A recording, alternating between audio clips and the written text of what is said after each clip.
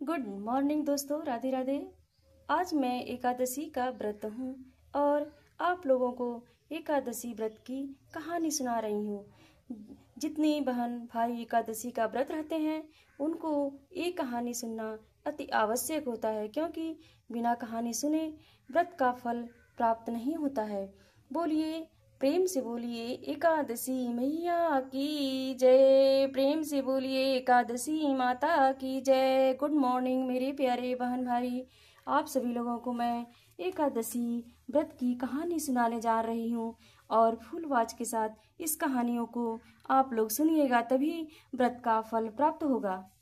बोलिए एकादशी माता की जय। युधिष्ठिर जी कहने लगे, हे भगवान, अब आप मुझसे कार्तिक गुण कृष्ण एकादशी का नाम और इसकी विधि तथा इसके करने से क्या फल मिलता है सो सब विस्तार पूर्वक कहिए। भगवान श्री कृष्ण जी बोले, इस एकादशी का नाम रमा एकादशी है। यह बड़े बड़े पापियों का नाश करने वाली है। मैं तुमसे इसकी कथा कहता हूँ, ध्यान पूर्वक सुनो। कथा है, ए राजन, प्राचीन काल में मुसुकुंद नाम का एक राजा था। उसकी इंद्रयाम, कुबेर, वरुण तथा विभीषण के साथ भी मित्रता थी। वह बड़ा दुर्मात्मा, विष्णु भक्त और न्यायप्रिय था। उस राजा के चंद्रभाग नामक भक्त और एक कन्या थी। राजा ने चंद्रभागा का विवाह राजा चंद्रसेन के साथ शोभन के साथ चंद्र के पुत्र शोभन के साथ कर दिया। एक समय शोभन ससुर के घर अपनी आए थे। बोलिए एकादशी माता की जय। बोलिए एकादशी मैया की जय। बोलिए एकादशी माता की जय। बोलिए, प्रेम से बोलिए एकादशी मैया की जय। के घर आया उन्हीं दिनों जल्दी ही पुण्यदायिनी रमा एकादशी भी आने वाली थी। जब व्रत का दिन समीप आ गया तो चंद्रभागा को अत्यंत चिंता हुई कि मेरे पति बहुत दुर्बल हैं और व्रत कैसे करेंगे और मेरे पिता की आज्ञा है अति कठोर है। दशमी को राजा ने ढोल बजवाकर सारे राज्य में यह घोषणा करवा दी कि एकादशी को कोई भी भोजन नहीं करेगा। घोषणा सुनते ही शोभन को अत्यंत चिंता हुई और अपनी पत्नी से कहा, हे प्रिय, अब क्या करना चाहिए? मैं तो किसी प्रकार भी भूख सहन नहीं कर सकूंगा। ऐसा उपाय बतलाओ कि जिससे मेरा कष्ट बच सके, अन्यथा मेरे प्राण अवश्य चले जाएंगे। चंद्रभागा कहने लगी, स्वामी, मेरे पिता के राज्य में एकादशी के दिन कोई भी भोजन नहीं करता है। यहाँ तक कि हाथी, घोड़ा, गौ आदि भी तृण, अन्न, जल आदि ग्रहण नहीं करता है। फिर मनुष्य कैसे भोजन कर सकते हैं? यदि आप भोजन करना चाहते हैं तो किसी दूसरे स्थान पर चले जाइए, और यदि आप यहाँ रहना चाहते हैं तो उनको एकादशी का व्रत करना ही पड़ेगा।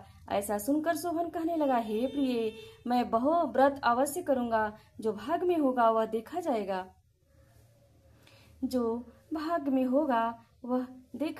जाएगा।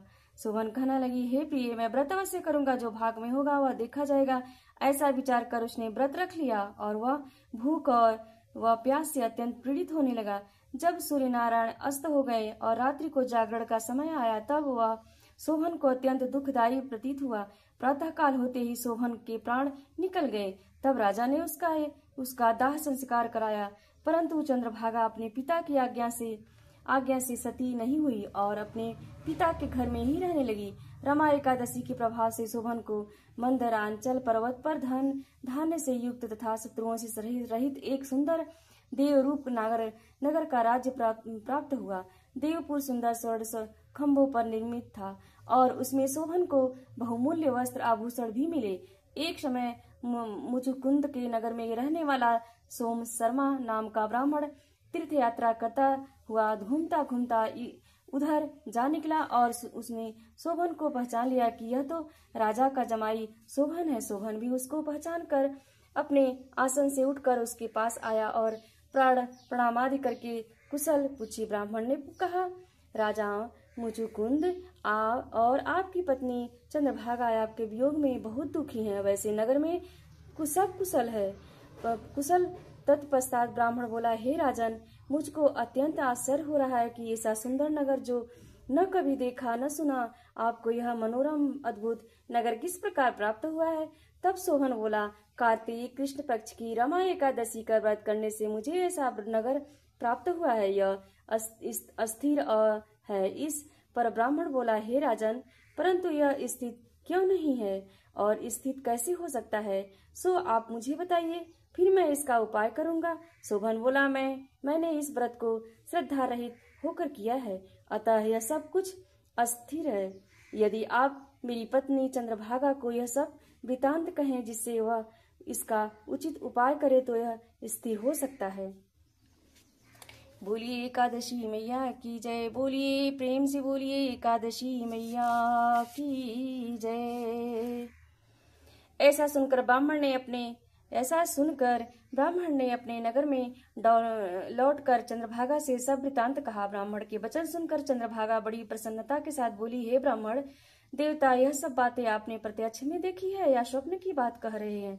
ब्राह्मण कहने लगा, हे पुत्री, मैंने मंदरांचल में तुम्हारे पति शोभन को प्रत्यक्ष देखा है, साथ ही देवताओं के नगर के समान उनका नगर भी देखा है। उन्होंने यह भी कहा है, यह स्थिर नहीं है, जिस प्रकार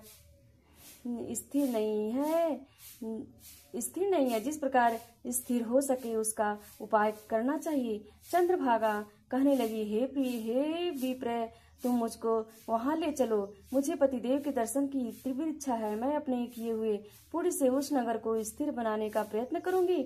शोभा शर्मा यह बात सुनकर चंद्रभागा को साथ लेकर मंदरांचल पर्वत के समीप वामदेव ऋषि के आश्रम में गया। वामदेव ऋषि ने उनकी बात सुनकर वेद मंत्रों के उच्चारण से चंद्रभागा का अभिषेक किया। तब ऋषि के मंत्र के प्रभाव और एकादशी के व्रत से चंद्रभागा का शरीर दिव्य रूप हो गया और वह दिव्य गति को प्राप्त हुए। इसके बाद वह बड़ी प्रसन्नता के साथ अपने पति के समीप गई।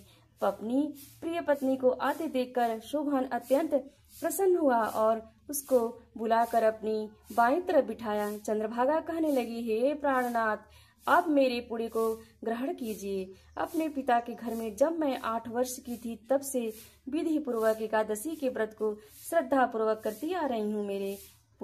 मेरे इस पुण्य के प्रभाव से आपका यह नगर प्रलय के अंत तक स्थिर रहेगा, प्रलय के स्थिर हो जाएगा तथा समाप्त मनोवांछित वैभव से पूर्ण रेखा रहेगा। चंद्रभागा ने उसी क्षण भगवान विष्णु का ध्यान किया और प्रार्थना की कि मेरे एकादशी के समस्त पुण्य मेरे पति के मनोरथ को पूर्ण करने हेतु स्वीकार करें। तभी प्रसिद्ध देवपुर नगर स्थिर हो गया। तब चंद्रभागा दिव्य रूप धारण कर तथा दिव्य आभूषणों और वस्त्रों से सुसज्जित होकर अपने पति के साथ रहने लगी। भगवान कृष्ण बोले, हे राजन, यह मैंने रमा एकादशी का महात्म्य कहा है। यह एकादशी चिंतामणि एवं कामधेनु के समान सब मनोरथ को पूर्ण करने वाली है। जो मनुष्य इस व्रत को करते हैं उनके ब्रह्मा इत्यादि समाप्त हो पाप नष्ट हो जाते हैं। कृष्ण पक्ष और शुक्ल पक्ष दोनों एकादशी का समान है। कृष्ण पक्ष और शुक्ल पक्ष दोनों की एकादशी समान है। इनमें कोई भेदभाव नहीं करना चाहिए। जो दोनों को पढ़ते हैं अथवा सुनते हैं वे समस्त पापों से छूटकर विष्णु लोक को प्राप्त होते हैं। फलाहार इसमें केला का सागर ले, केला व उससे बने पदार्थ, फल और मेवा का सेवन करना चाहिए।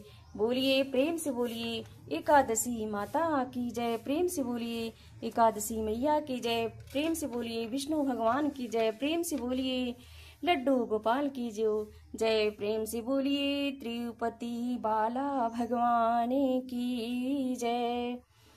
श्री कृष्ण गोविंद हरे मुरारी, हे नाथ नारायण वासुदेवा। श्री कृष्ण गोविंद हरे मुरारी, हे नाथ नारायण वासुदेवा। श्री कृष्ण गोविंद हरे मुरारी, हे नाथ नारायण वासुदेवा।